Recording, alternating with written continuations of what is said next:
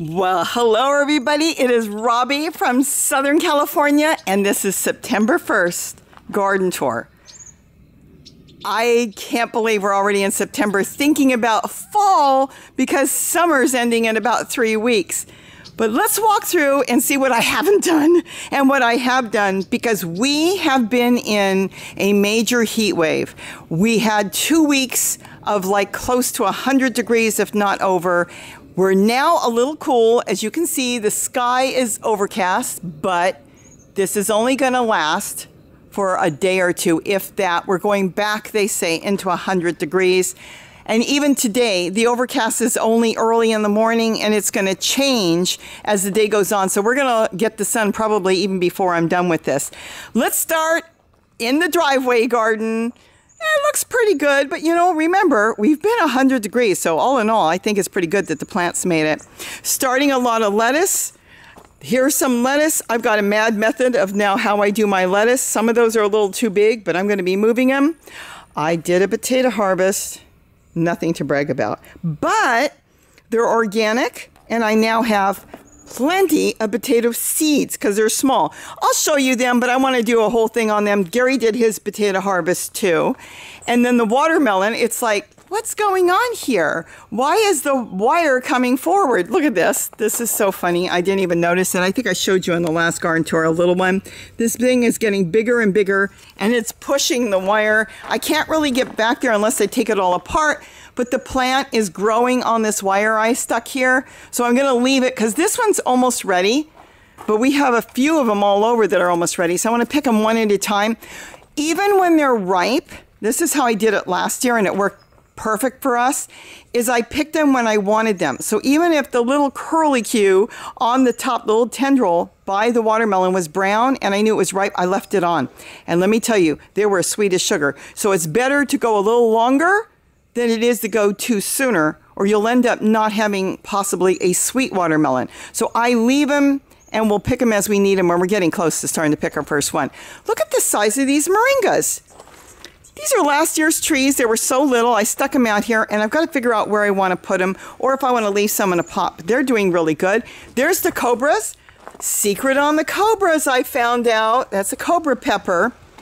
That in the, well, I don't want to say winter, but in the spring, if it's not warm enough, the peppers stay black. They really don't turn red. Even if you leave them on the plant, they turn nothing. They stay black. See this one? This one's actually off. I better get that one off. It fell off. That one is not quite red, but see how red the other ones are? When we went into the 100-degree weather, that made a world of difference. And the peppers would go really quick from green, start to turn black, and then turn red. So if you got cobras, they're going to be turning red now. And you can collect the seeds when they're red, and then you can grow some more. This turned out to be a Korean melon. Thought it was a watermelon, but that's a Korean melon, which is great because I love, oh, I think there's another, there is an, oh my goodness. You know, this is no joke. I didn't even know they were down there. I don't even know what the other thing is. Okay, I'm going to have to check out what this is because I'm not sure what that is. But look at that. My daughter asked me, we've got a bunch. Do you have? I said, no, I didn't see them. Good, good, good. I've got more. I know you must think, oh, she staged. I did not know they were there.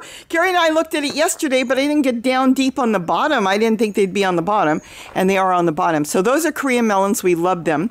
The okra, Gary's been eating them. I haven't done anything with them, I have to admit. But let me use the excuse that my daughter said I can collect her some more seeds. So I'm leaving them so I can collect the seeds. Ha ha. Anyways, Gary's been eating them raw, and look at this. I really should do a short video on this. This is that shoe rack that my granddaughter pulled out of her bedroom and gave me. And look at that. I've got to go investigate the top. That's Malabar spinach.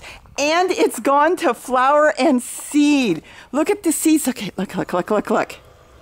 Now, don't get excited. They're not sweet. They don't taste like anything.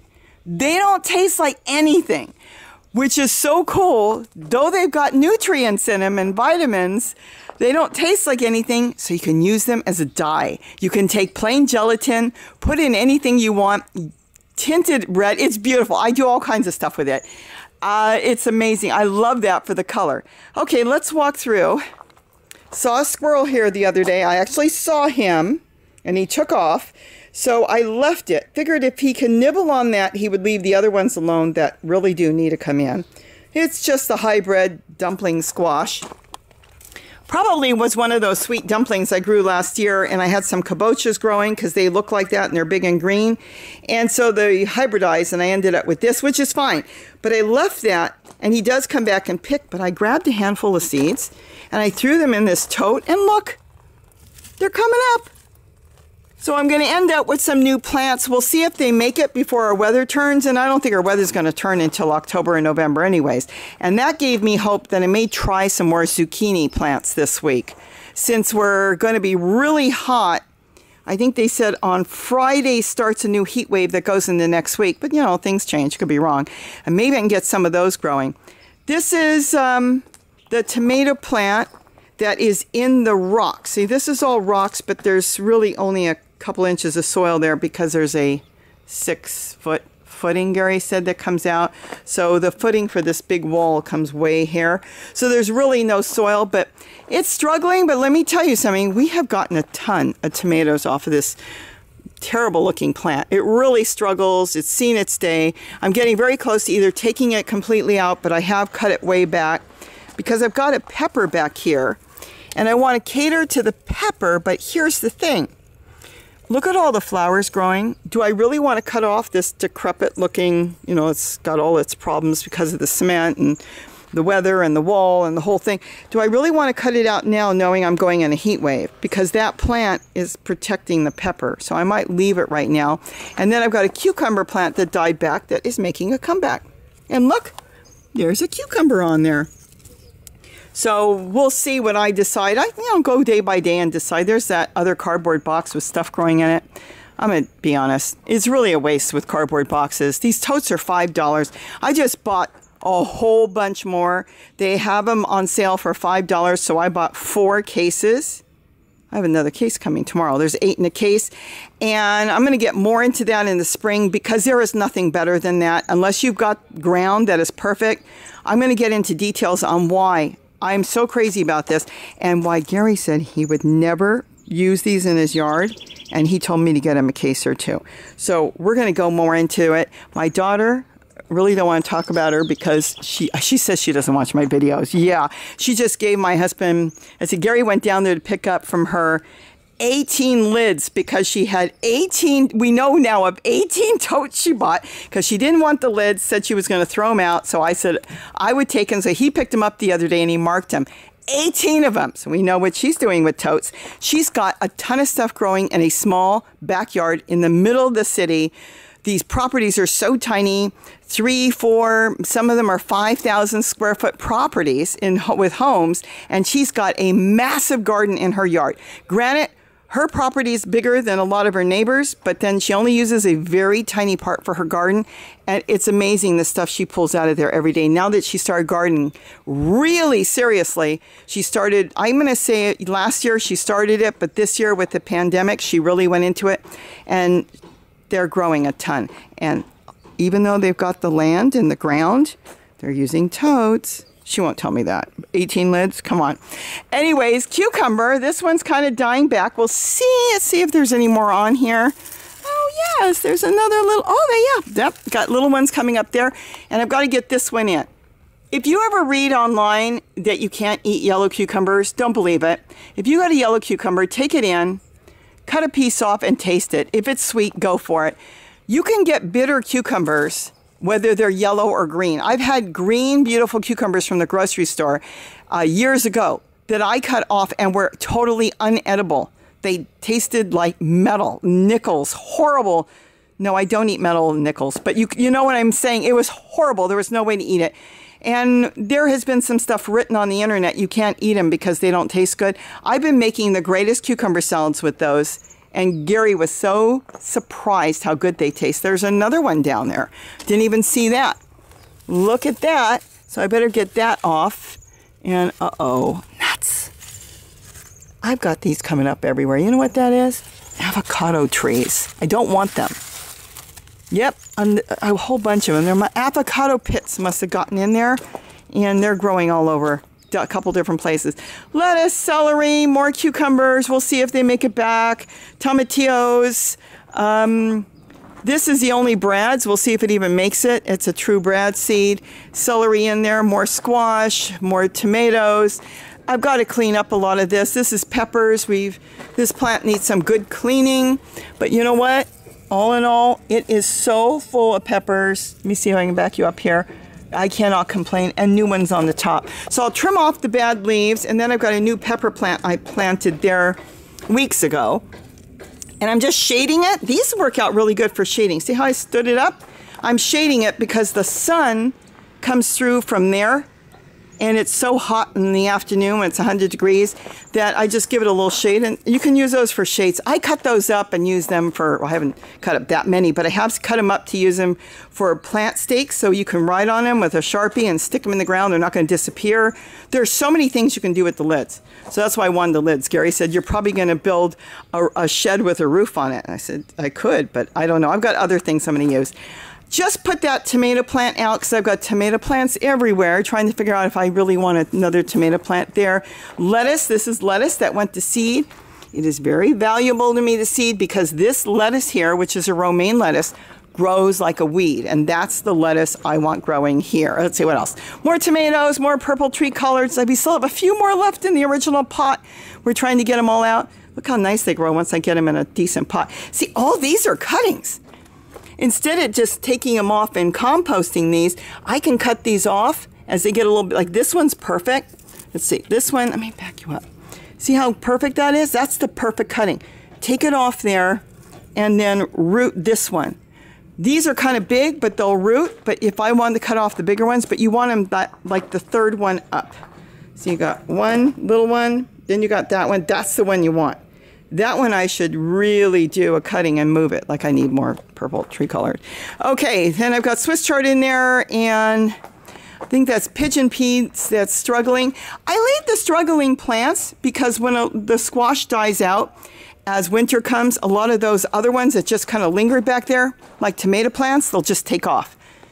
Let's see, nothing else but a lot of lettuce and it looks like dill seed. I'm going to collect that because if I make pickles or something in the winter, I can use the seed if I don't have dill. And let's see, celery. These are those upside down planters. You can make your own. These are really hard to grow in because they're so shallow. I really like the totes. Tomatoes, more peppers down there. That one needs to be cleaned up. Another purple tree color that I had transplanted in a pot. Oh, gosh, another avocado tree. Gonna have to yank these things all out. Squash I've got to get out and trim that plant back. And the tomato plant's seen better days, but you know what? It's got tomatoes on it. And I only pick them as I need them, but I'm going to start just picking some and freezing some. I want to make sure I have tomatoes during the year. And then basil, that's gone way to seed. I'll just plant more. I've got basil everywhere, so I haven't really worried about it. I want to pick off the flowers, and then Gary said he picks them and he eats them. To me, they're too strong. I don't like them, but he's fine with it. So I'll see if I'm going to trim that back, and I've got some sage in the back. Tomatillos, look at this. Look at this, they're purple. They're purple. I've got them everywhere. Tomatillos are growing everywhere. These are ready to come off, and I'll make my salsa tonight. And let's see, here I've got an eggplant.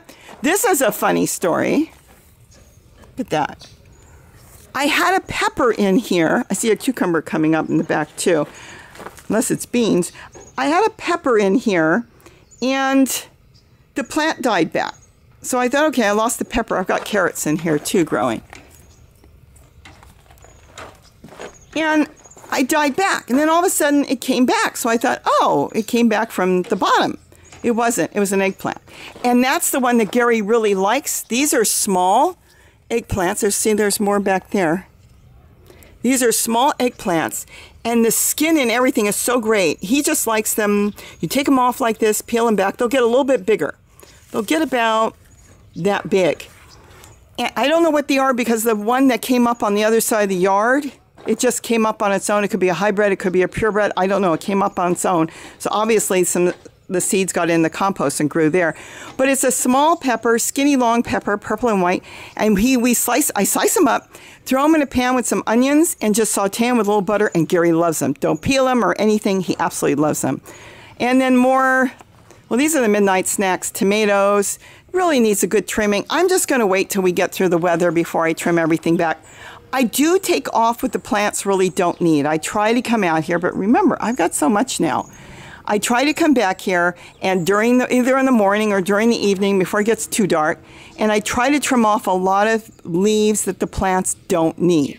I try, and I have been filling buckets around because I compost everything.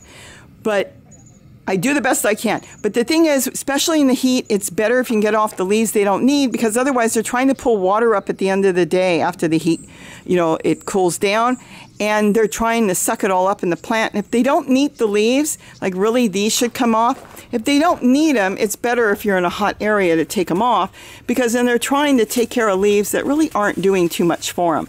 This needs a good cleaning. This has got an issue. Let me see. I don't know if this is spider mite. It might be, but I had it on another plant and I got rid of it totally. So all I have to do is take a hose and wash the dickens out of that plant for 3 or 4 days, and then all the new growth comes back beautiful. I don't use any pesticides here.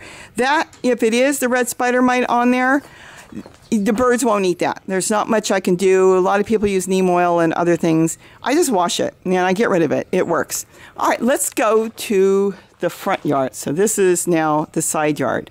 We'll see what happens in the winter. I'm kind of excited to see if I can get more peppers growing, since this wall retains wonderful, wonderful heat.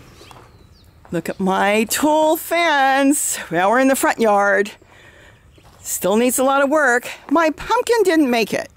I don't know if the heat wiped it out or what. Look at this. This is a potato plant. I want to collect that and move that, because that's how I'm going to be growing potatoes, by collecting potato plants that are coming up from skins that were in my old compost, and that's how I'm growing potatoes now.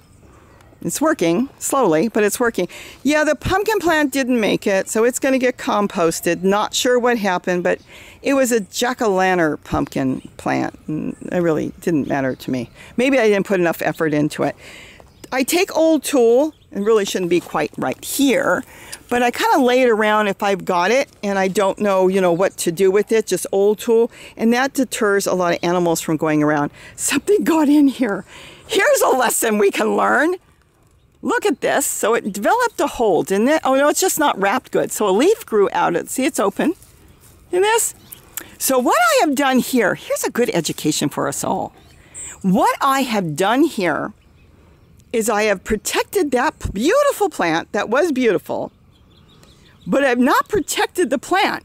I've actually protected the cabbage moth. Has laid some eggs in there. There's obviously a worm or two in there, and look at this. He is so well protected, he or she, that they can live on here under the tulle now, and no birds are going to eat them. So if you want a pet caterpillar and you want to watch your plant disappear until it turns into a cocoon, that is a way to protect your pet caterpillar. I know it's funny, but you know what? Let me tell you something. Not with the cabbage moth. I have actually done that with swallowtails. I have actually covered the plant when I knew the swallowtails were on there so the birds wouldn't get them with tulle.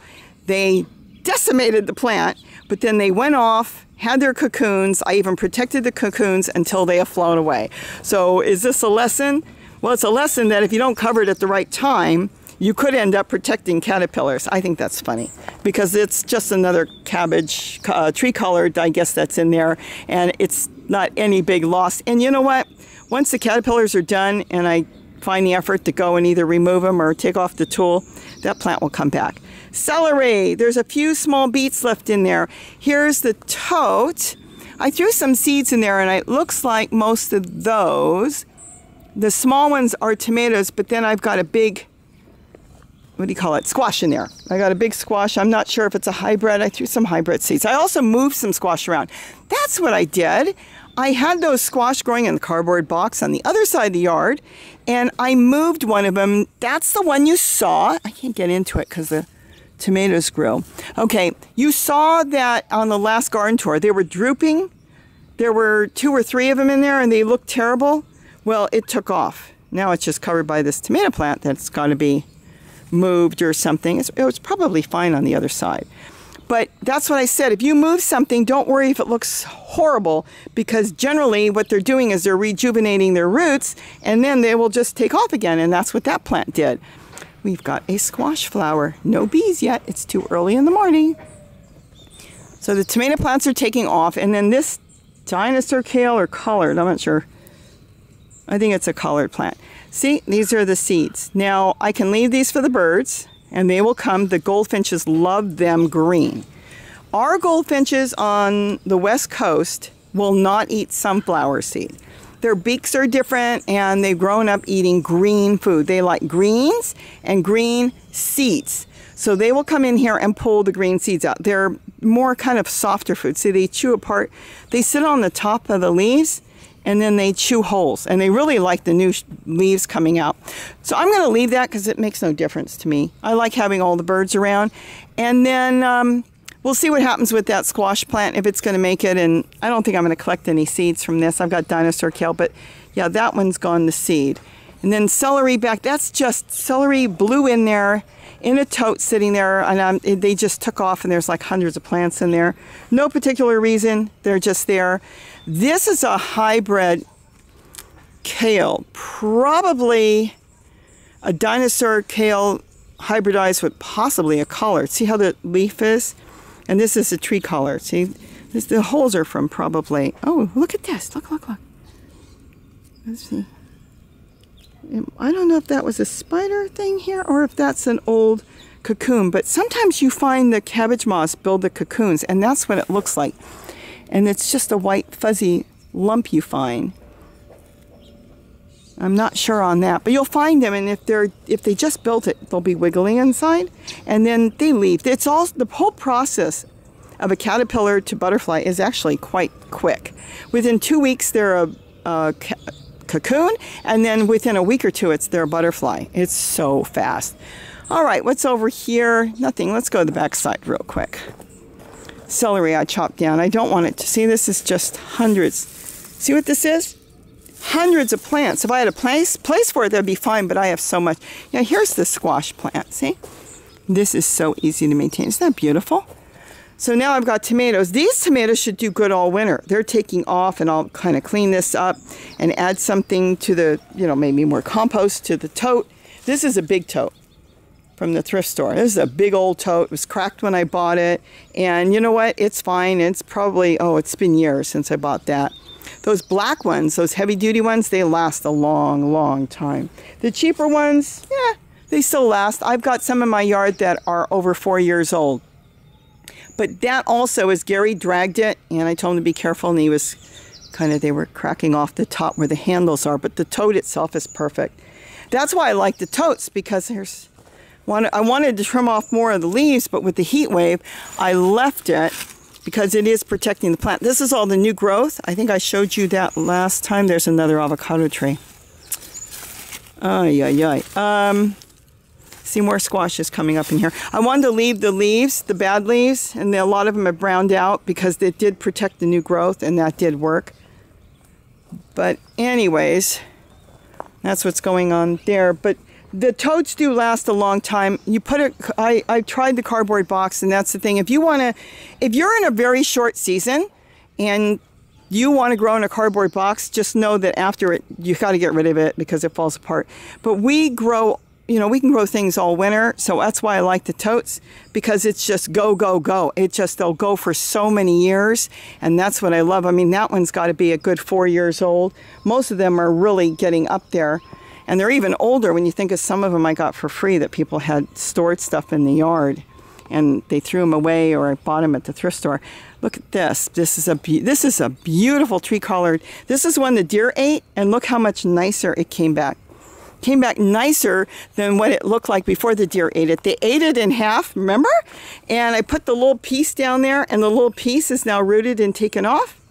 Oh, and that's grown. If you can remember back, go back 6 months ago or longer, you'll remember that had a fig tree in it.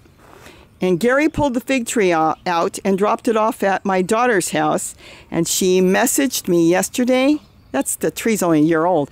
The tree is full of figs. She's all excited. So they now have a fig tree in their yard. And I know exactly what fig that is because I picked that branch off of one of my best figs. They're big and green, but inside is so reddish, pink, and juicy and sweet. And she's going to get that fig because I actually took the branch. I put it over in my mint down there. We can walk down there. and just stuck it in the tote. That's an old tote too. And it rooted over winter. It was the tote on the end there. And then I took it out and I put it in that pot, and it took off last year. And then he just yanked the whole thing out and brought it over there. And they also have chocolate mint, they said, because it was loaded with chocolate mint. So they got that in their yard. This is gorgeous. This is gorgeous. That's the new tulle fence I put up, the black color, and it's beautiful. The rabbit isn't bothering anything, and I'm working on these cement blocks. A couple people said, oh, cinder blocks. They're not cinder blocks. They're cement blocks here in California. They're fine, but I'm putting pots in there because the block pulls like a sponge the water away. So if I water, they struggle. See, like this one may not have a pot in it. So see how they're struggling and how the soil dropped down? The cement, especially in warm weather, will pull it away. And then the plants struggle because the block, like a sponge, is absorbing the water and the inside will dry out. If you put a pot in there, you look at the baby walking onions, it stays damp. See how damp it is in there? And I didn't water that since yesterday. And even here is a milk carton, and even a milk carton will work. If you've got a cardboard milk carton, you can use that instead of a pot, and look how beautiful the onions are. Whatever you've got will work, whatever you want to use. So I use milk cartons there, and I'll see, I've got to finish the rest. I haven't finished in here, but I did finish the fencing, and it is just beautiful, and I'm very pleased. The rocks hold it down. It's just draped over the top. I can lift it up. I could just lift the corner. Like I took some onions here the other day. I just lifted them and just snapped off some of the onions and then put it back down. That's all I had to do. I mean, look how easy it is. And the rabbit is generally coming from the other side, but he hasn't even tried because he doesn't like the feel of the tools, so they stay away. Oh, and then this table, just stuff. I've got my white onions still there, the last of my onions, red vein sorrel, more walking onions, more cuttings from different kales that are probably tree collards, I should say. And that's it. This was my chamomile, and I still have some seeds there. It reseeds itself, so it's really cool. See the flowers there? So that's it here. And then let's go, oh, here's new. I took an old bird cage I found with these side rails from a bed, like a Sleep Number bed or something Gary picked up once in the trash. And this is, well, I moved the ginger here because look at that table, how beautiful everything's doing. And this was getting evening sun. And those are getting morning sun when the sun does come out. Right now, I don't know if my camera's showing it blue, but it's dark and gray. But anyways, let's go back down.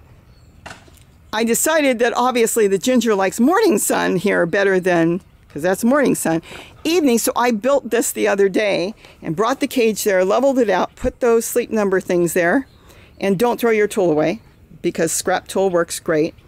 And I just put it here. And they think they're doing good because they're getting already new growth in just a matter of days. Look at this, just taking off because obviously looking at it did not like the evening sun.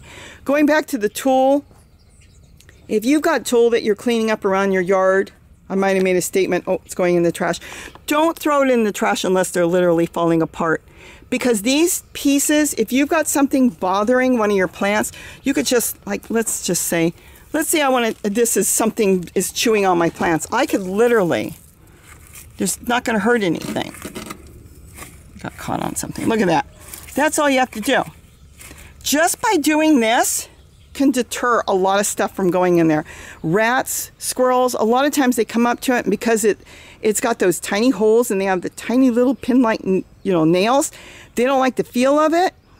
It will deter them. They'll touch it and they would go, oh, I don't like that. I'll go over here instead. So it works for a lot of things. Sometimes even snails and slugs don't like it. They'll just move on.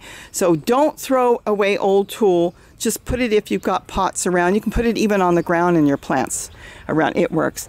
Tomatoes. This is the one that reseeded itself. Look how beautiful. This thing is getting bigger and bigger, and I need to string this up better. And I've got a little compost container in there, the little coffee container. You see it's got the hole there. I can put whatever I want in there, some food scraps, and then water that, and it waters the plant. So it's doing really good.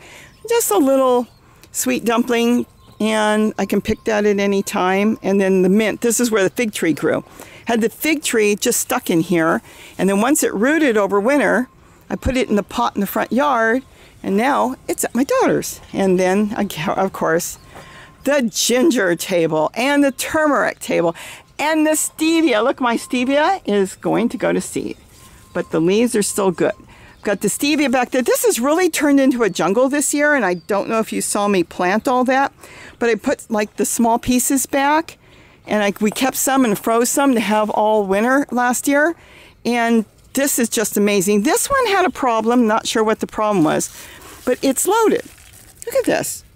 Problem is, I can already see what the problem is.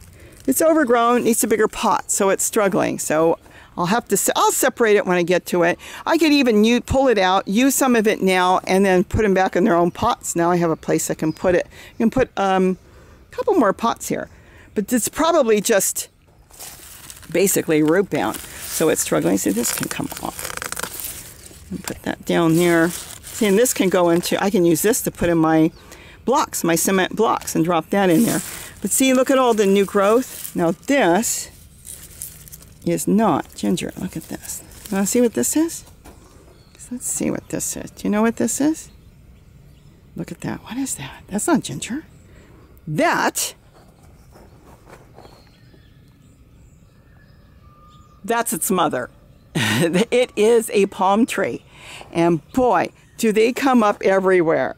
That is a palm tree seed from the big old palm trees. And look at that. No, we don't want that, because once they take off, they cost a fortune to take out. But all in all, the rest, look at all the new growth in here. See, even here? Yeah, that's what's wrong with this. See the new growth? Can you see that? It's just too packed, so it's kind of struggling. I probably put a bunch of pieces in there. I wasn't sure if they were all good or not, and I ended up with an overcrowded ginger and turmeric. And that's the only one that's doing that, so I will have to separate that. No biggie. And then back here is just the jungle. Look at this. I have so much turmeric. I can't believe it. Now remember, if you get it at the grocery store, soak it. Try to remember to take the pieces and soak them 12 hours or something, because they all basically in the United States have a growth inhibitor now. All right, they do have a growth inhibitor. What you're hoping for is they used a growth inhibitor. If they irradiated it, you will not come back. Generally, if they did a good job, it's gone. It will look beautiful, but it might start to grow something and then just die back. But if they used a growth inhibitor, which is something else, I believe that goes on the surface, more of a powder, a spray, a dip, whatever way they do it. If you can get that off, the first year they may struggle and not grow that good, and that could be why last year I didn't have the jungle that I've got now. Because the first year they struggle because of the growth inhibitor, but the second year, that's gone, completely gone. It's worn off, and it should just take off. So a lot of them were originally from my own as well as store-bought, and now it literally looks like a jungle. I really think those, though, the problem really with the ones by the chimney there, that was just in the wrong sunlight. It didn't like late afternoon sun, so now it's moved here. But these have been here since I pulled them out, and they love the morning sun. And then as you could see with the house, once the sun comes over, the sun's not even out yet. Once the sun comes over and leaves, then they don't get any more sun. So they happen to really like morning sun, and plants can be particular. So I can already see this is going to be really long. All right, let's go into the main garden. Now we're in the main garden. I put some cuttings from different types of collard and kale there. Got to clean up my walking onions. This just needs to be cleaned up, green sorrel. And then this I'm starting to clean up. I dropped off a whole bunch of spaghetti squash, and there's probably more back there. Spaghetti squash for my granddaughter. Gary doesn't like it. No matter what, he doesn't like it. He said, drop them off. Next year, I think I'll put something else in here. Got another squash. He loves those. He loves the dumplings, the sweet dumplings. He loves the different, odd hybrid squash. He loves kabochas. He just doesn't like spaghetti squash, and I don't know why, but he doesn't. Cleaned up back here. I've got Malabar spinach here. This is a broccoli. So we've got a broccoli growing. More Malabar spinach on the ground. And then I've got oregano, more broccoli. This is a Brad's atomic tomato, but they're hybrids, because I know exactly where the real one is. So that one is hybrids, and this is the Malabar spinach that is going to take off. And so that celery, we have celery. I didn't plant the celery. If you see celery, I didn't plant it because celery, somebody sold it to me on eBay and they said, once you plant it, you will never have to buy it again. And they were absolutely right. So that's what's going on here. And yes, yes, you saw it. More avocado trees. See how sometimes I just leave tulle around? It doesn't matter. See, this is tulle. This just deters a lot of things. So sometimes if you've got plants and something's bothering it, just drop some tulle. Some of that old tulle that's just been sitting there, I will wrap it around plants as they start to grow later, and it works fantastic. Okay, let's see if we can just walk through this quick. There's my purple tree collard from eBay. As you can see, the trunk, if you've watched the last ones, I told you how skinny it is. Yeah, it's going to grow, but it's never going to be able to support the tree. And it is a tree. Look, and this I've got to change. Don't you leave my hoop. Let's pull through the hoop. Okay, see how thick it is on the top? It's very thick, but the bottom, because it hardened up, it will never be able to support it. So I've got to get a good support or eventually top it and turn it into a bushy top and take all those and make cuttings out of it. But once it gets that hard trunk on it, it won't grow as fast as the soft growth, which is fine. It doesn't matter. It still will make beautiful cuttings, and it still has been giving us plenty of food. Red vein sorrel, walking onions everywhere. Dinosaur kale cutting. Look, look, look. This I saw yesterday. Let's walk over here. This dinosaur kale, I've got to look it up. It's 5 or 6 years old now. And this is the last one that I had here originally in this yard.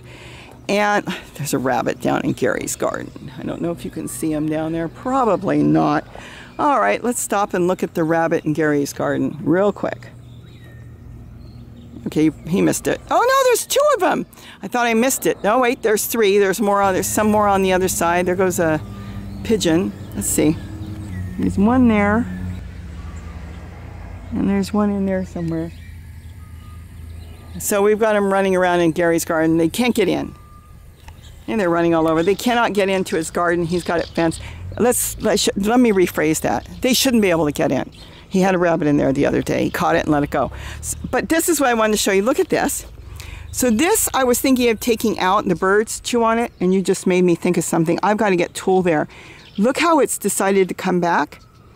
This is all split and old, and I thought the plant was on its way out, and it is struggling to regrow out of the split. And now that I'm thinking about it, let me see if I've got a piece of tulle here with you, even though it's muddy. And I'm going to wrap a better job than this, but I want the birds to not eat the new growth coming through there. And this little piece of tulle, just this little piece, of course I'm doing it with one hand. I'm going to wrap some tulle on that, and that's going to stop the birds, pull it up, from eating it. And then I can see if it's going to make a comeback or not. That is fantastic. So we'll see what happens with that, but I'm going to wrap that better because if I do lose the rest of the plant, I may be able to save that plant so I could say, hey, look, it's 10 years old, it's 15 years old. So we'll see what happens, and I think that's exciting. All right, let's keep going. Let me see what's going on here. These are the totes that look absolutely beautiful, and I think they're at least 5 years old now. And again, none of these totes that I bought, none of them ever came from the store. I used to only buy them at the thrift store. They're already old when I bought them for a couple bucks, but they've done fantastic. Look at all the hard water around the holes that come out. But the holes are up because otherwise the pepper tree there or the palm tree or the pine trees will go into a lot of my plants and they'll suck the water and the nutrients out. So by having the holes up, they can't get in there. And that's why these plants can grow so beautiful. But you know, if you treat them good, keep soil in them. If you let them dry out, they won't last. They'll eventually crack within a year or two.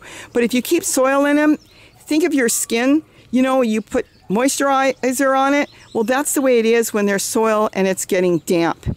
It doesn't dry out and they'll go for so many years, so many years. I mean, even if you buy the big planters made out of plastic, the big beds, garden beds, they'll dry out too if you leave them just sit in the sun with no soil or not taking care of it and let it dry out. Lemon verbena, yes, this big lemon verbena is growing in the tote. And then I've got, let's see, celery, garlic chives, What else is growing in there? Mushroom plant, more walking onions back there. Oh, I just love my toast. Oh, more, look at this. I am collecting walking onions, and I'm going to start sticking them in trays. I want to grow so many walking onions. See, this is walking onions. See how it's bent? Well, theoretically, what it's supposed to do, there's your onion. Theoretically, it's supposed to hit the ground and set root. You can't store these. So if it doesn't find its way down and it's still feeding off the mother plant, even though it's bent, it is still feeding off the mother plant. But if the stem was brown, and we'll probably find the brown one as I walk through because I have been collecting those, it'll die. It'll just dry up. Because they would need to hit the ground when it's green, set root, and then the leaf from the mother plant will completely dry up, and then the onion will grow into a new plant. But if it dries up before it hits the ground, and 99% of the time it will dry up because we're not really damp enough all the time, it will then die back. This is just a jungle. This is more lemon verbena. Lemon verbena, I'll have to show you the dragon fruit. And then, of course, these are all cuttings off the old dinosaur kales I had. More walking onions. See if we have any dry ones here. Probably not. Oh yeah, here's one, see? In fact, let's pick that right now. See, this is a small one. This will be gone and dried out and no good in a matter of a couple days. So what I'm going to do right now is just sit this here, and I'll remember just to push it in. Well, yeah, I can do it with you. Let's see, and I want to push something. There it is. Take this hole, push it in there, and that's it. We have now planted together a walking onion, and it will turn into a big, beautiful plant. If you leave them, they die.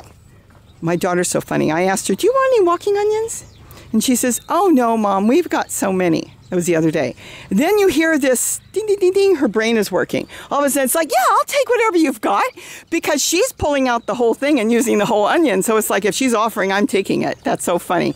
I've got them everywhere. And this year, because I have not bought produce for us, the only produce, we get everything now delivered from Walmart. I haven't gone to groceries. I have not been inside a grocery store since March. Friday the 13th was the last day I've been in a grocery store. I am buying food. I am buying milk. I am buying cheese. I do buy cereal to have periodically. There are things I buy, but I don't buy any produce for us to eat. The only thing I wanted and I kind of pulled back on was mushrooms. I still haven't bought it. But I do buy for the animals. I've got a pet bird, they like apples. I will buy them apples because we don't have enough apples yet. Things like that, peas and corn, I might buy for some animals. But as far as us, we have not eaten a single bit of produce, fresh produce, not one bit, have we eaten out of a grocery store. So everything is coming out of our garden. So anything I need, if there's something I'm making and I don't have it, I'll substitute something else that I'm growing. And that's probably why my blood work came back like, whoa, you got blood work like a 20-year-old. Yeah, I didn't have blood work like this when I was 20. But it's probably because of the produce, the enzymes, the nutrients, everything coming out of the garden. I mean, it has to be. It has to be. Do I eat good? No, I eat good. I shouldn't say that. Yes, I do. I eat good, but I also eat bad. I do buy ice cream. Gary loves his ice cream in the summer, and I do. And I don't have that much of a taste for ice cream this year.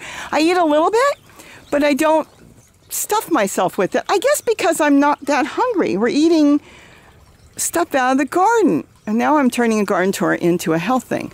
I don't want to do this, but like my daughter said, she's been growing the garden. And she says, I don't eat that much.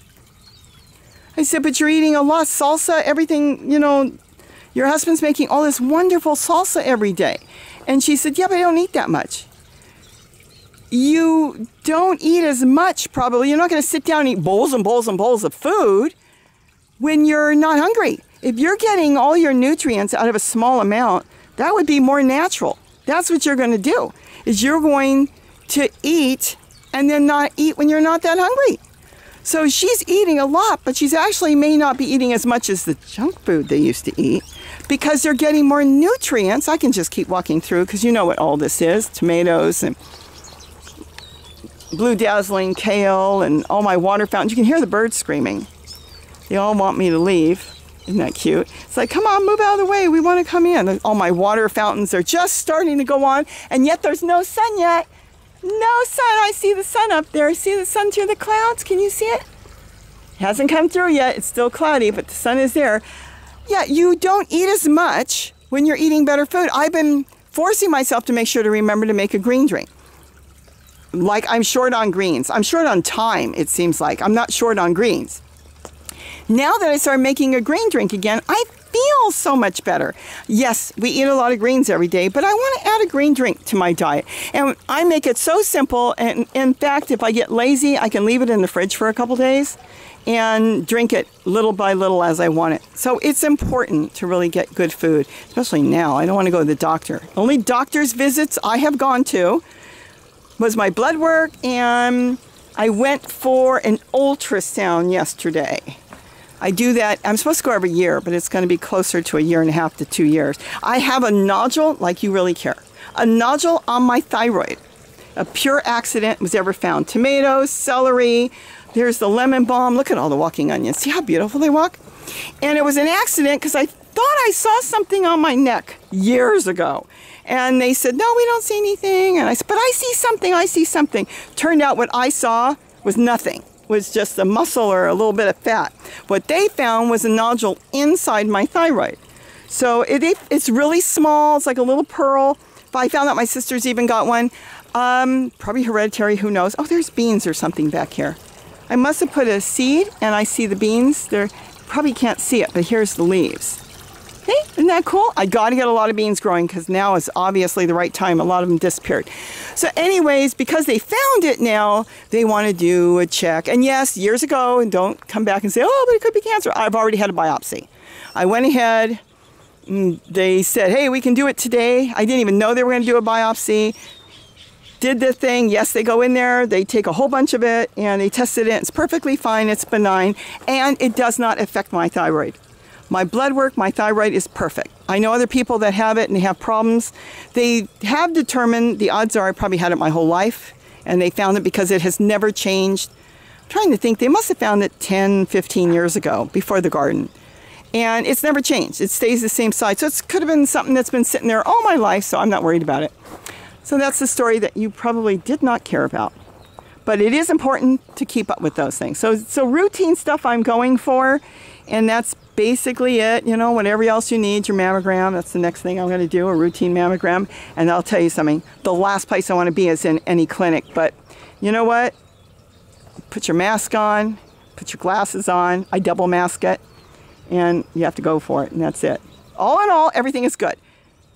I was so excited to go ahead and trim that and turn that into a bonsai plant. Look at that, that beautiful dazzling blue kale. And the goldfinches came in and they have sat up there and they have eaten my plant. Pretty much it is dead. If you remove almost all the leaves off a plant, you will kill a plant. It needs leaves to survive. And they have gone through here every day. They sit up here on this beautiful dazzling blue kale tree I have made. And yes, I can cover it with tulle, and I've been thinking about it, but it might be on its way out. Might be better off to top it, start it over, do something else. Look at this. This is dazzling blue kale. And see what they do? This is bird damage. But they really hadn't started on this. This, if you remember the last garden tour, this was absolutely beautiful and untouched because they were eating that one. Now that they've eaten that one, they're eating this one. And I am using this in my green drinks, so there's a good chance that this is going to get tulled, if I remember, in the next few days. Be very simple, just drape some tulle over it, black or green, so it won't look that bad to me. And then they won't be able to get to it. And they'll leave it, they'll stand on top, they'll look in, oh, look, we want that. And I'll say, too bad, you've got plenty more. And that will be it. So that's what I'm gonna do with that. Let's see what else. See, these fountains haven't turned on yet, and I really need to fix it up the new way I do it. More tree collard. That's the tree collard you saw that fell down. It winds around because the trunk fell down. It's growing all this. This is plain old green tree collard, and then I've got old, let's see, collard back there. That is so old. The leaves are real small, but it did go to seed. And then this came up from seed. And this is just more hybrid collard. See how the leaves are different? Because I only had collard here and dazzling blue kale and the dinosaur kale. So it's developed the seeds by hybridizing. So you've got these beautiful green leaves, but it's hybridized. Perfect food. And you know what? If it hybridized and it wants to grow that good, then obviously it created a new plant that loves it here. And this is celery seed. And this is why, look at this, I end up with celery everywhere. I really should bag this stuff up and use it, even though I don't use it in cooking because I use fresh green leaves off the celery. Do you know how much this stuff costs in the store? It's like a tiny ounce. I don't even know if it's an ounce. The smallest amount, and it's a fortune. It's like $7 for a bottle. Okay, this is going to be a mistake. Anyways, that's why we have so much celery. This needs to be just cleaned up. This is green Swiss chard, and I'll probably collect some seeds off that because green Swiss chard is actually my favorite. It's very spinach-like and mild, and I really like that. So there's my other water fountain. I've got 2 electric ones. That's my very first fountain I bought. And then the second one is back there, the fish, which you've seen. Beautiful fountains, and the rest are all solar. That's the only electric ones. But I love that fountain. And I could, if I really wanted to, I could switch that pump out to a solar. And if it ever dies, that pump, that's what I'll do. And I've done it. This one that's not on yet, well, it's not on because it's not set up good. This one, it was electric. Somebody threw it in the trash, and Gary brought it home, and we switched it to solar, and it runs beautiful. Same thing with the angel over there. Yeah, this just has to be fixed. The sun's not out yet. It's not in the right position, and it needs a good little dusting and cleaning. I haven't bothered. But once the sun comes out, I'll flush that out too and clean it, and then I'll get that going. What else? Let's see. Pepinos, you see it all the time. Pepinos are going there. I got to clean my hummingbird feeders. Got to bring them in. And you saw all this already. More sweet potatoes. I should go through there and clean that out and see what's there to eat and what is there to replant. But Gary grows a lot of sweet potatoes. This is what I was talking about. This is a walking onion. See how it's green at the base and it's turning yellow? Well, see how the plant's starting to struggle? Because it's not getting enough. There's a little tiny one that did not make it. And even though, see if I can get you to see this. I got mud on my hands. See here how this one is all brown and yet there is an onion there? If I get this off today, I can save this teeny little onion. It'll turn to a big plant. And then these I can snap apart. I've got videos on this, so you can go look this up. This is see how it's going down on the ground, but it would never reach. So even that one won't make it. They will not make it because it's not reaching the ground. I don't want it to reach the ground. I'm going to plant them myself. These are my favorite onions.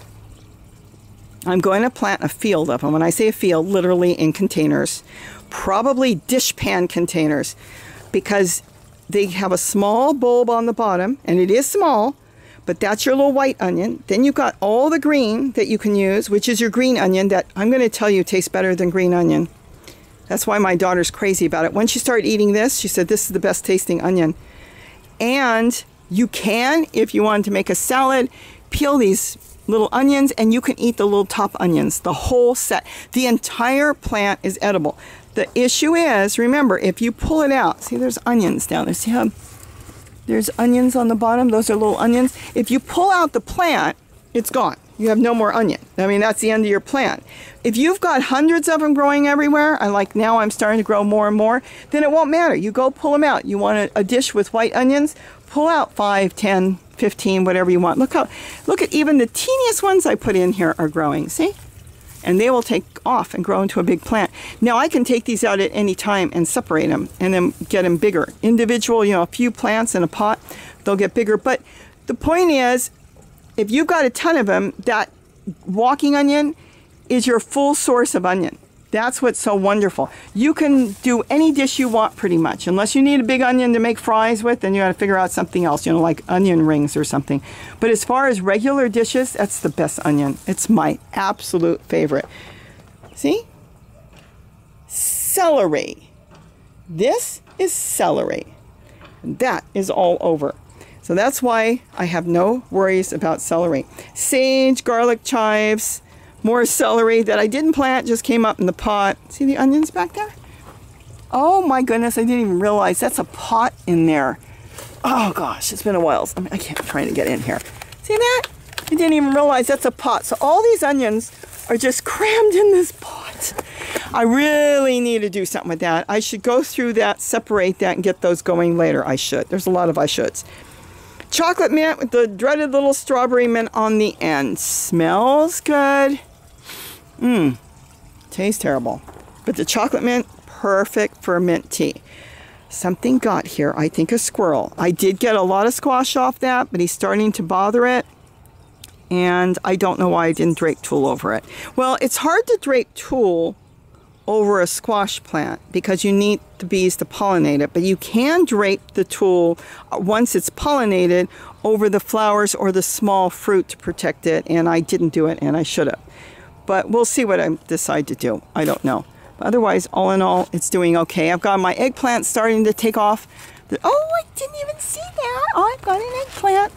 Okay, because I've got 3 or 4 in here. I think there's, I don't even know. Okay, there's 3. Look at that. These will be big. And they grow so fast. In a few days, that thing will be massive. So I've got eggplant. Gary loves his eggplant. Whether it's fried or baked, he loves those done differently than how I do the ones that are purple and white. All right, so I think you've seen everything here. This I'm not going to do anything with. I'm going to start pulling out. I've already started to pull out a lot of stuff. I have a lot of red vein sorrel. Look, the bees are up. They go, the sun's almost up. We can come out now. Look at all the bees. They love mint. Look at that. They love the mint flowers. Isn't that cute? Anyways, I would put my hand behind in case it didn't focus, but I don't want to get stung. The only time I got stung was right here. Reached in, didn't see the bee, grabbed something, bee and all, and he stung me. That was my first time and my only time I've been stung by a bee. Here's another one down here, and yes, there's a bee. Let's see if we can do this. See this? This has to come off. If I don't get, oh well, I guess I did. I'll put it in my pocket. If I don't get this planted, this will dry up in a matter of a week. You don't have that much time to plant these, and you snap them apart, and this will be 2 onions. One will grow this way, clean off the little brown leaves. Hard to do with one hand, but I think I can do it. Okay. Just take off the leaves. Plant one in the soil this way, and then this one you plant this way. Just snap it apart. I'm going to put it in my pocket. That's why I have a pocket. All right, and then I'll remember when I'll empty my pocket. It's like, oh, there you are. All right, so let's see. Where was I going with this? Another eggplant. And then this is just 4 o'clocks growing. I leave those because the hummingbirds like them, but all in all, they're not for anything. They came up wild. And let's see, this is that tree colored. Eventually, this thing's probably going to go. Oh, I was telling you, I got sidetracked by the onion. The reason I'm not putting anything in here is Gary said he'll make me a pond. I think that'll be really cool. The dragonflies have been hanging out here, and I can put some water plants in here, and I have an idea of how to even grow lettuce in a pond. And then he'll put fish in here. So he's telling me he's going to make a pond here. So I'm going to go ahead and not overplant in that, and then figure out how I'm going to move out some of my other plants, and then he can do his thing. So we'll see. That's what I was going to tell you over there. Here, I'm going to get a lot of this out. This is my old original collard plant. Came from the 99-cent store. Look how big the trunk is. I'm going to take cuttings off of it, so it still will be the original plant. But I'm probably going to clear this out because I'm actually thinking of putting a chair garden here. Rearranging all this because I don't do anything here. And I've got the papayas that are growing in a tote. Can you grow papayas in a tote and have massive papayas? Yes, you can. The roots already left. They broke that tote. Actually, we broke the tote. Gary cut it open. See the holes we made with the soldering iron? And then they did the rest of the job. They split it. Because the tote is worth what? $5. And the papaya trees are worth what? Far more than 5. So we went ahead and let them have the tote. So they're in the tote. Look at the size of the roots. Look at the size of the roots. Isn't that amazing? But anyways, we let them have the tote. They can have it. It's $5. It's the best $5 I've ever let go.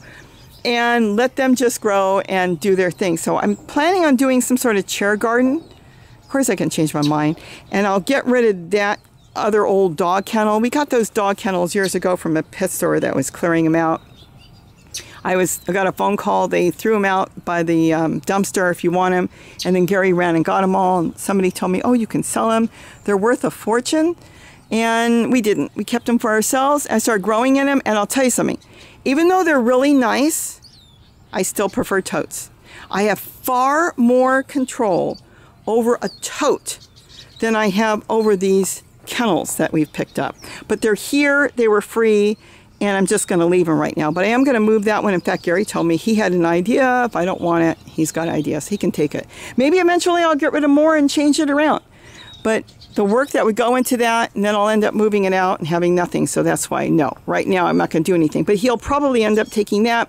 And I'm going to do something in here and clear this up. And reluctantly take out this collard plant that Kitty likes so much.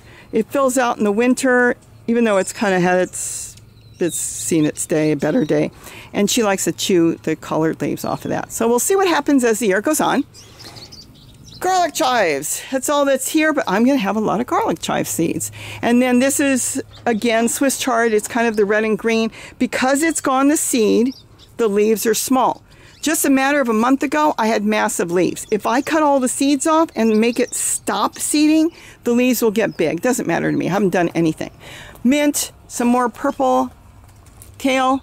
This is something I'm going to plant something in, and there's only holes on that corner. It's the only place this tote's got holes. This is an old tote I found in the garbage. So if it looks bad, that's why. Something I found in the garbage. But it's going to drain out and it's going to water what? This moringa. So that's what I'm going to do there.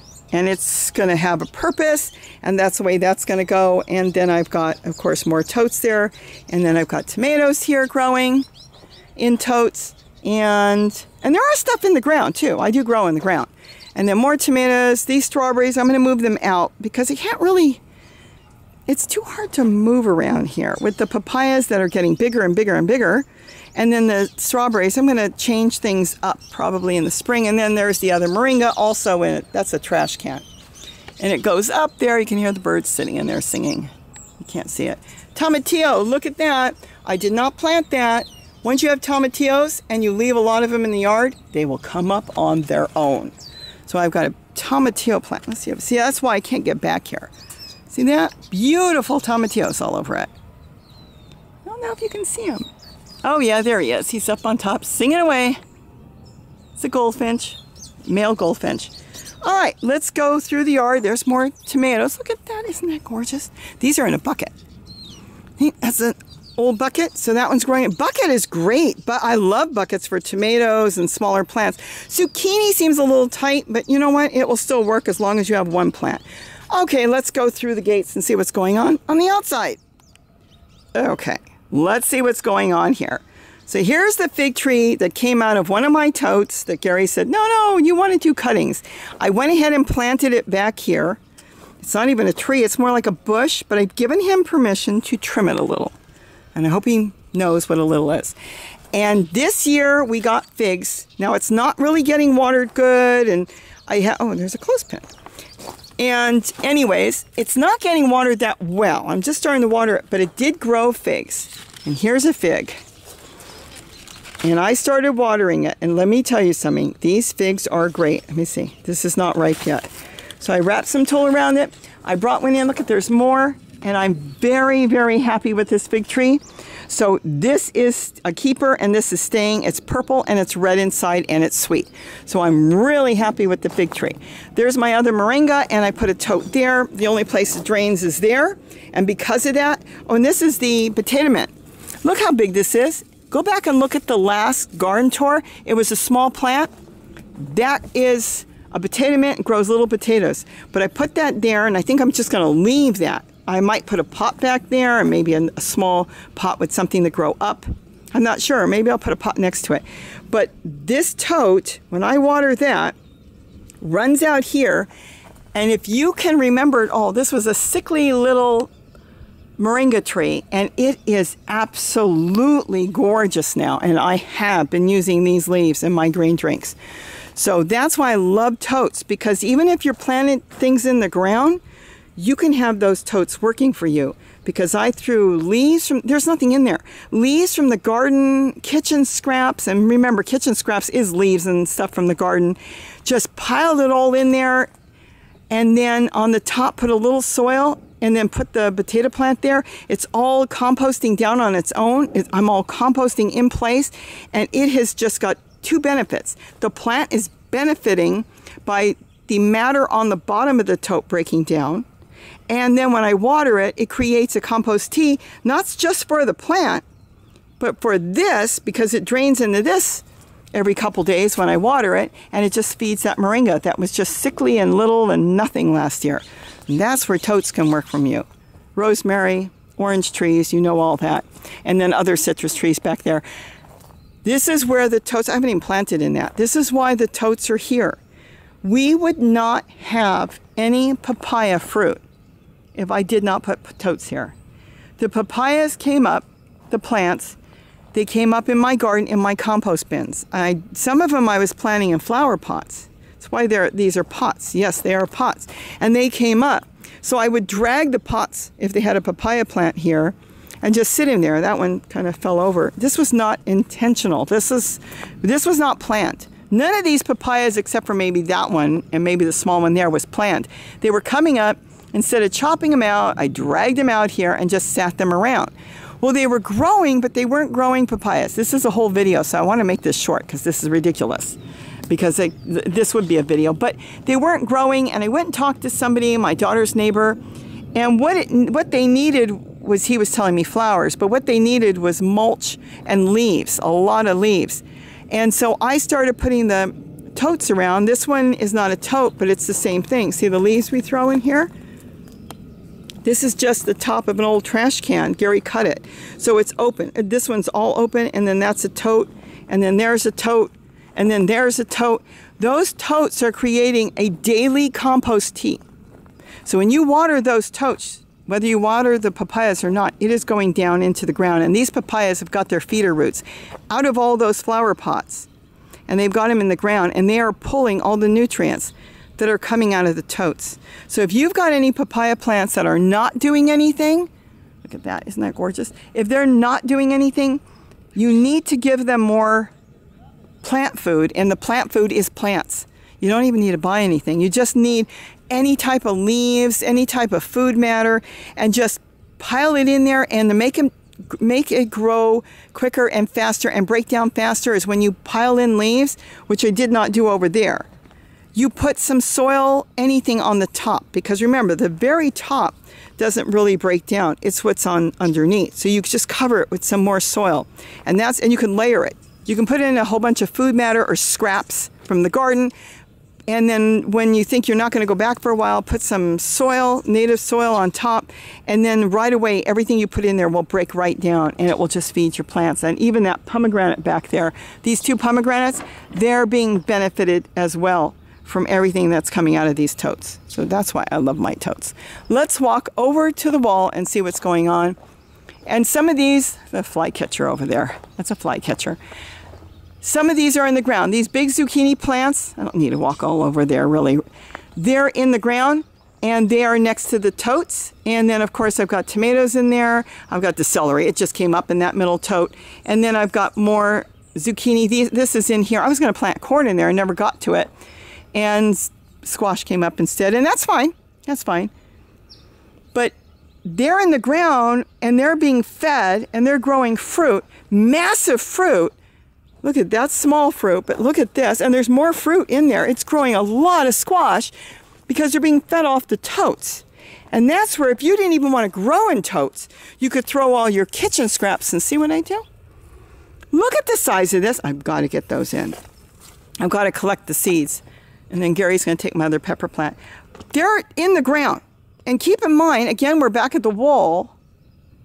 And what's amazing, because Gary said you can't plant anything here, there's only like maybe 6 inches of soil because it's all cement under there. So they are getting all their nutrients out of the totes. I haven't even planted in that yet. That's where they're getting their nutrients. This one's not doing well. Probably, who knows what's underneath the cement there, but actually I do see some fruit forming there. So we'll see, but it doesn't matter. If not, that's compost for me. That will feed the other plants. This one's getting enough. Look at the size of the leaf on these things. So these only have a few inches of soil, which is really bad, dusty clay soil, but it's being fed from what's ever draining out of the totes, the leftover water, and that's your compost tea.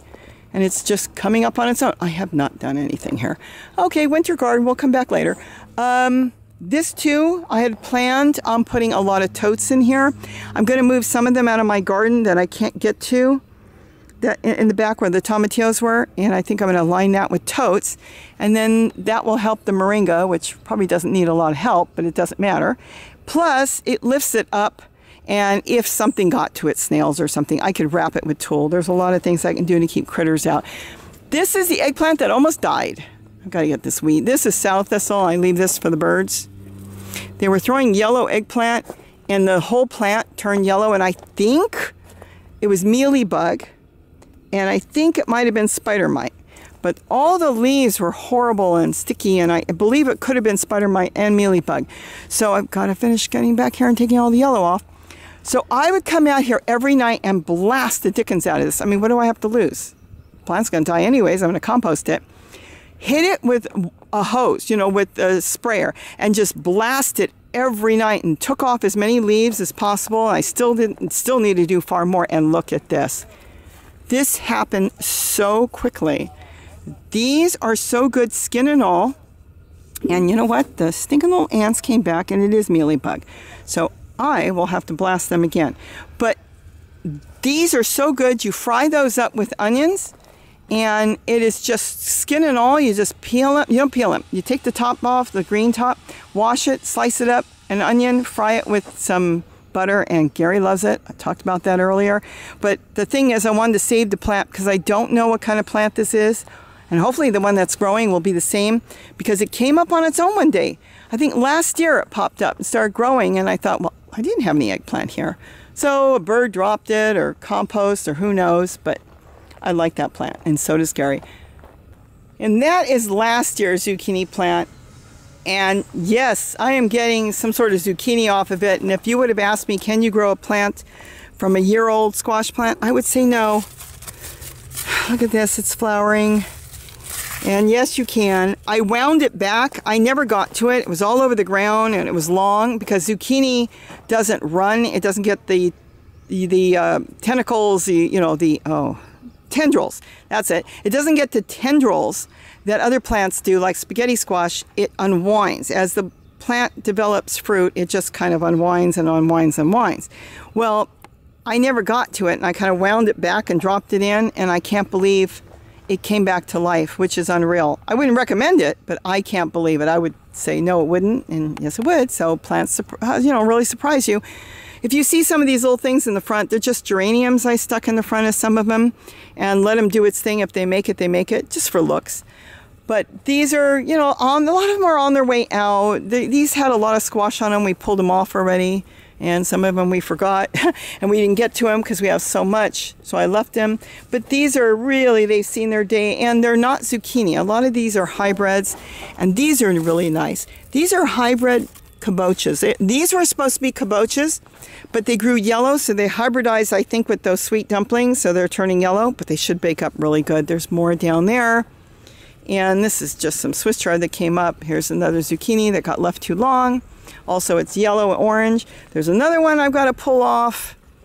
And then, of course, tomatoes. That's what I want to get in here now, are more tomatoes, because I do believe for the winter, the tomatoes will grow really, really good because of the wall. And peppers. I want to get more pots and different things growing in between everything.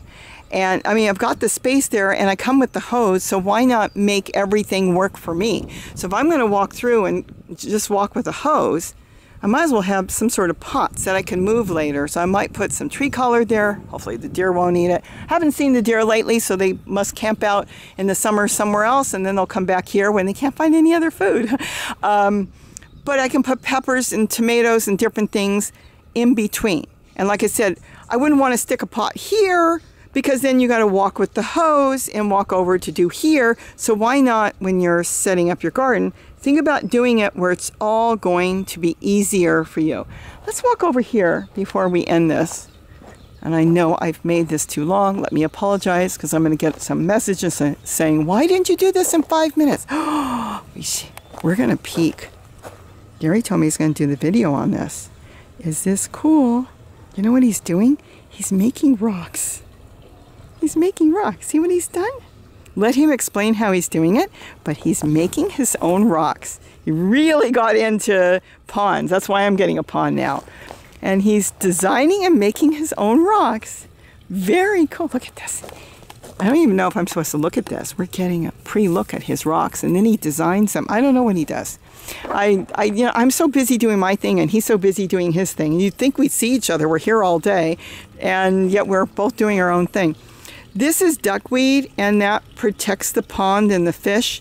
Duckweed is actually really good. It's the hair algae, and there might be another name for it you don't like, and once you get it, you have to battle to get rid of it, but duckweed can get rid of it, I was told. I think Gary told me that, because it smothers out the hair algae, which grows underneath, and duckweed grows on the top. There is a pomegranate tree that I planted there, and I'm going to do more. And here is the bathtub. Is this cool? The birds come in, and they take a bath. I don't even know how. I need to get a camera hanging off of here or something one day. Look, I planted a tomato plant, and it's doing beautiful here. And this one should not ever get any hornworms. Why? Because the orioles come here, they take a bath, they drink, and they love this, and they hang out on these perches I put in here. I call them perches, the branches, and they will hang out on the branches because they don't like climbing on the tomato plant itself because it's sticky. I don't know if it's toxic to them or they don't like it, but they don't like being on the tomato plant. And they'll hang out on the sticks I put in there, and they'll pick off every single tiny worm, even the smallest that I can't even see. Is this cute? So this should be really nice once it's all set up. Got more pomegranates there, and I've got so many more. You want to grow a pomegranate tree? Eat a pomegranate, chew it up, spit it in a pot and water it. That's it. You'll have pomegranate trees. You won't even know how to get rid of them. You'll have so many.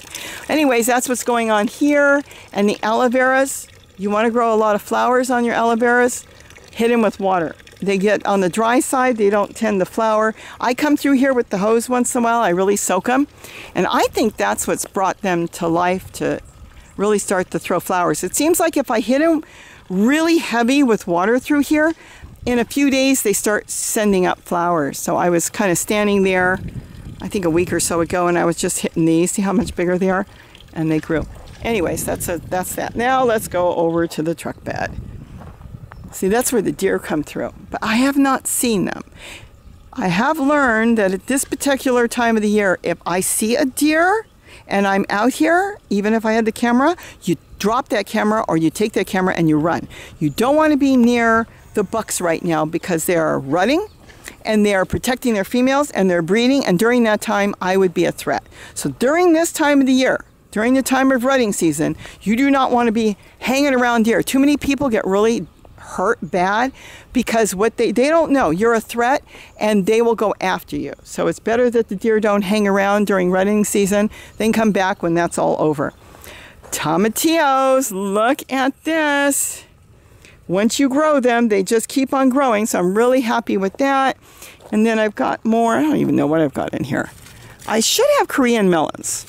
This could be the plant, but I don't see any fruit. That was supposed to be delicata, but obviously that one was hybridized because it looks like something else. And then I've got a lot of different squash through here. I've got a little friend. So are you protecting the truck bed? I guess so. Let him eat the insects. And then look at this. I've got more squash coming up. It's got a lot of stuff in here. More squash back there. I've got zucchini. I should grab that. I want to make something. And then I've got big yellow ones, which are hybridized. And then, of course, there's more back there. There's a ton in here. It's funny how it grows different all the time. A few years ago when we did it, all the squash took off and left, but that was spaghetti squash. It was all over the ground. This really didn't leave. One kabocha left, but it all kind of stayed in there. So you never know how something's going to grow. But I actually like it like this. It's really self-contained and nothing bothers it. And I've got all the Swiss chard. I've got green Swiss chard growing in there, and the green and red type, and I do believe there's some red growing in there as well. Yep. So this has been really cool. Let's see. That was a radish seed that fell and grew into seed, and these are radish seeds. And I should really collect them and do something. Oh, they're already growing. Look at that. There's some radishes growing. Let's grow more. But anyways, that's what happened. I had some radishes growing in there, and then it went to seed and kind of laid over and dropped its seed, and then it more plants grew on the bottom. Okay, these are the apple trees that grew on the deck that I dragged out here. There's one, there's two. I think there's one over there, I'm not sure. Yep, there's still one behind the chair. I haven't planted on that chair yet, I've got ideas. Here's another apple tree, and another apple tree, and then another one. These just came up from seed on the deck, so I'm brought them out here. It doesn't matter if they grow apples, if they don't, I can graft them. We'll see if they make it, but they're doing really well. Look at all the beautiful new growth. Should trim it down and make it into a beautiful tree. But apple trees from seed. Here's the cardboard box. I really want the chairs, is what I want, because I've got another idea on using the chairs in a better way, but for now I'll leave it. There's probably too many squash, or it's too much in the shade. The squash isn't really doing that much, but yet I see a lot of flowers. I've got sage growing in here, walking onions growing in here, the tomatillos. Oh, this is a basil.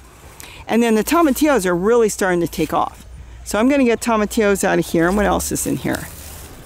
And there's some little tiny tomato plants. Now, if the box doesn't fall apart, the tomato plants will take off. It's covered in plastic. It's starting to break the plastic. See, and that's the problem with tablecloths. It's going to crumble, and I'm going to have to clean all that up. Eventually, I'm going to take it apart anyways because I want the chairs. To me, for $5 a chair and a tote, it will last you for 5 years. So I prefer that. But in a pinch, if you were only going to make a garden for a season, if you cover it in plastic and you can water the dickens out of it, it's lasted for quite a long time, covered in plastic. And the water drips out on the bottom. And the mint didn't like it under there. I can see the mint didn't like it because the mint wanted more sun. Yes, I hear you. That's a scrub jay screaming for probably more food. Avocado tree that came up, you saw that a couple years ago, I think now, and maybe it's a year. And then I planted that. That's a nectarine. And then, of course, we're going to end it with my favorite garden of all. I am growing more food here than the wall. I'm growing more food than the driveway. I'm growing more food than the truck bed. I cannot say I'm growing more food in here than my bird garden because I haven't planted greens really. Had I did it differently, I probably would have just as much food growing here as I've got in my bird garden. I've got a lot of tomatoes growing in here, as you can see. Lots of tomatoes. Tomatoes everywhere. And the tomatoes I ended up growing were hybrids from the Brad's Atomics. See that on the bottom, how beautiful they are? And you can eat them that way. They're actually ripe. As soon as they're a little soft, they're ripe. So I've got these, they're all kind of hybridized. And then I've got peppers that haven't thrown peppers yet, but they're just starting. More tomatoes. I've got the strawberries. See, if instead of having strawberry plants there, I tried to pull out of my garden and save. Had I put greens in there, it could have been collard, it could have been kale, something like that, then I would have had greens. So there's no real greens growing in here, but I'll tell you, we have gotten a ton of squash out of here. Oh boy, that thing's getting bigger and bigger every day. Garlic chives I'm growing in here. Walking onions I'm growing in here. This has just been packed. I've been pulling as fast as I pull. I don't even know if there's anything left. Oh yeah, there's a big squash. Look at that. I'm gonna get that off too. Thing is huge. Okay, so that's on there. We've already pulled about 3 of them off of that. I would pace differently. Like if you were doing this, I would say, and that's why I want to do another one. I absolutely love this garden. Lettuce bolted already because of the time of the year. This is my pepper plant. It's having a little struggle problem, but it is growing flowers. So that's my pepper plant. And then, of course, real quick before I forget about it, my watermelon. Here's a huge, let me see. This one busted through the tool. Well, I wrapped it kind of lightly. Look at this. But this isn't ready yet. It's almost ready. See, it's turning brown? It's probably ready. This one, and then, of course, I think there's another one somewhere besides this one. And then, of course, this one that is ready. See, this is all brown? This is all ready. Gary keeps telling me it's ready. I said, I know, I'm in no hurry. Oh, it sounds beautiful. Look at this. Can you imagine? Okay, now, going back to what I was saying. I should do just a full video on this, and I will, because I have more plans on this. These chairs that I'm using in here, a lot of them are close to 20 years old. The chair in the back, which has got a busted seat, is even older than that because I bought it closer to 28 years ago. This has been the greatest garden. These are cheap old patio chairs. They're called stackable patio chairs. They used to sell for $3 and $4 in front of the grocery stores. I think now they sell them when they have them in the beginning of spring. I think they're about $10 a piece. You probably get them on sale. Going back to how I would set it up now, if you wanted to keep a couple for unique things like watermelon, Korean melons, I didn't plant Korean melons here, that would be fine. But if you planted a tomato, a squash, a tote that's, let's say, designated for walking onions and garlic chives, maybe one with herbs, sage, basil, you could grow together, thyme, and you paste it around Swiss chard, dinosaur kale, broccoli. You could paste this and then keep one maybe or two for carrots and for radishes, maybe beets. You could have a full garden going all year. Paste in the right vegetables. This would be a phenomenal garden. Right now, it was more of an experiment because I looked at it. It was thrown together just quickly. You saw how quick I put this together. And again, I'm on wood chips, so they might tip a little, but actually they've done really good. I expected a lot worse. But you know what? They're on wood chips. You'll be probably on regular soil or cement, a patio wood. This has just been fantastic. I love this garden. Literally, to water it, and see, I catch a lot of the water and re-water as I come in. Literally, to water this garden takes me 5 minutes and not even. Can you imagine? I come in with the hose and I just walk around, or I can do it from the outside because there's nothing on the outside. Either way, I can service this from the inside and the outside, which is nice. I can sit down on a chair and service this. This garden, I have not one complaint, one thing to change on this garden. I have better ways of doing it already, new ideas and new thoughts. And you have too much sun, like we've been in 100-degree weather. Let's see over here. I made my sun sails, sun shades out of some poles, out of shirts. Literally have them put in here and popped in here because they're on a stake in less than 2 minutes. Once they're made, you've probably seen, if you've seen the video how I make them, 1, 2, 3. I took these off last night. Gary said I took the big one off because I made one longer than that. And Gary said, we're going back into our heat wave. I said, well, not for a couple days, and I'd like the plants here to get a lot of sun. 2 minutes. I pop them off. I sit them there. You can sit them somewhere. And then I just drop them back in there. Boom, boom, boom, boom. The stakes go in there, and that's it. This garden has got everything I need. This garden, if I didn't want to turn a hose on, I feed the water during the day when I come in here. If I see something needs water, I've got a ladle, and you can make your own ladle. You've seen how I do it. I don't think there's any water in here. Oh, there is. Just go back. This is all compost tea, and you water the plants with it if you need it. If you didn't have a hose, you could do it with a watering can. 5 minutes to go in here, and let's say you want to enjoy yourself, spend time here, clean up the leaves and all that. I'm sorry to say, for the people that want to go out there in their garden and spend hours in their garden to clean up, this is not the garden for you because it takes 5 minutes. So you'd have to find a different garden to go walking around in. This is a 5-minute garden. This garden, if you're going to clean it, trim the leaves off, 5 minutes. If you're going to water it, 5 minutes. Once you've got it planted, you got 5 minutes. So this, the only thing you can do in this garden is sit here and enjoy it. Or think of other things to do with it. But that's basically it. That's an old flag I made a sunshade with. You can stick in other things. I've got walking onions in here. These are the ones I've picked up, the babies, and just put them in these. It was 2 for $1 at the 99-cent store, and then this was at the 99-cent store, and I clipped it on with zip ties, and now it's just sticking in the ground, and I can keep the walking onions there. Everything's overgrown in here.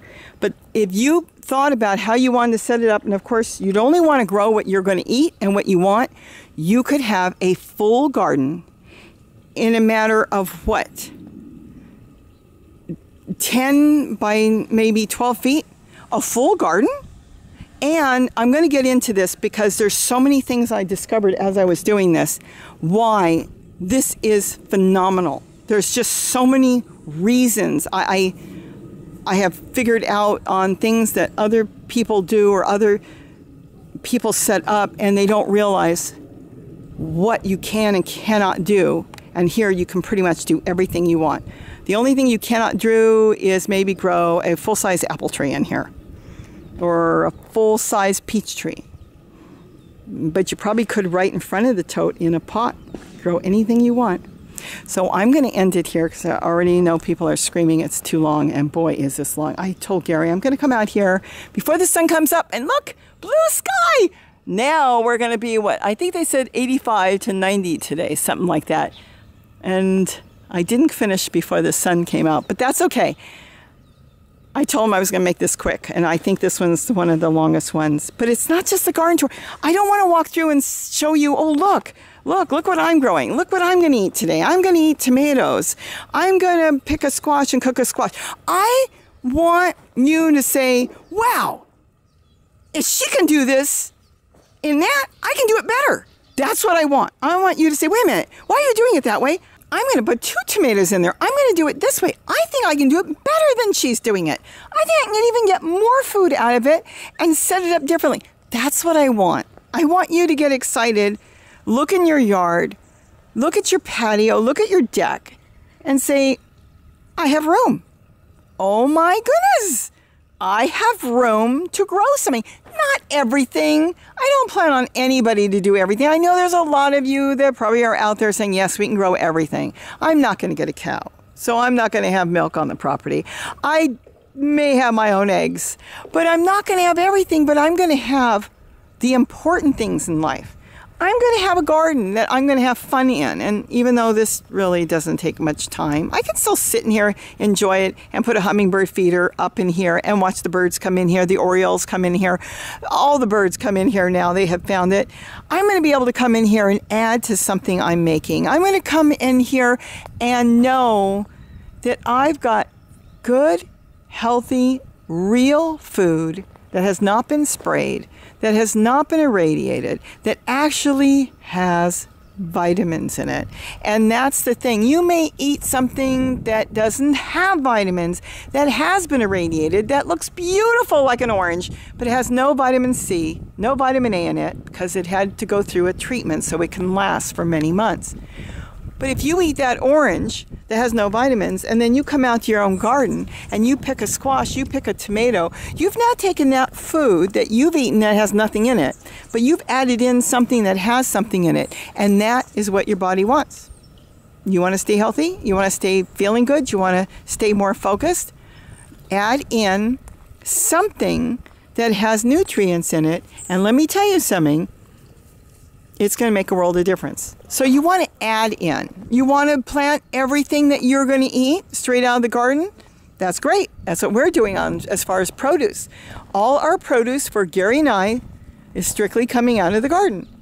Occasionally, I may open up a can of garbanzo beans, organic I buy, and added it, to something. I can do that. But I can now know that you are healthier if you eat some food that is fresh grown in the sun, and you pick and you eat that day, makes a big difference than something you're buying that has been stored in the store. And yes, they can store even lettuce now for many, many weeks, and you don't know what's in it. So that's all I'm doing. I'm just trying to get a little excitement out there and say, hey, I can grow a watermelon. I can grow tomatoes. Easiest thing in the world to grow really is tomatoes. Start it. And lettuce. Oh, I didn't show you my lettuce. I'm going to get all this lettuce planted correctly. I haven't even looked at it today. Look at this. I covered it up so nothing will get to it with some tool. It's going to grow in here. I'm going to take this out and I'm going to plant the individual lettuce. I've got another way I'm going to grow lettuce. Lettuce to me is important. I can use that for anything. I can use it for a salad. I can use it for wraps. I can even put it in a green drink. I like lettuce. So anyways, I have made this too long, and I'm sorry, but I really want to do more than a garden tour. I want to give you ideas. I'll put together, hopefully in the future, a harvest, because we don't harvest. So I'll put it together and showing you, oh, I'm picking this tomato and what I'm going to do with it. Or you can eat it raw, you can eat it cooked. I'm hoping to get more of that out there to give ideas out. And you know what?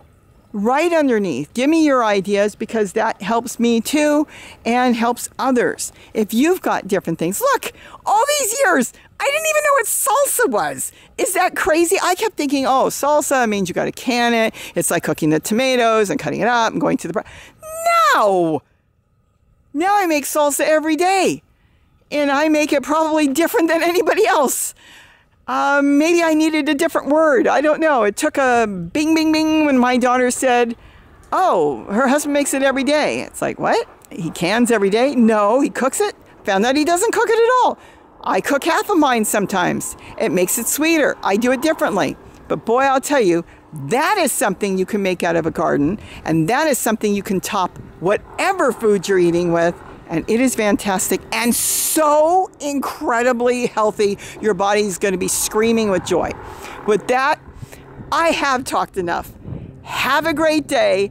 And don't forget to eat what you grow. And I got to run back to the dragon fruit real quick. And ending, I got sidetracked. I forgot to show you that there is the dragon fruit that you saw on the very last garden tour that Gary pollinated, and those made it beautiful. The other ones that he didn't get to fell off, but those made it, the ones he pollinated. So we should have dragon fruit in the next month or so.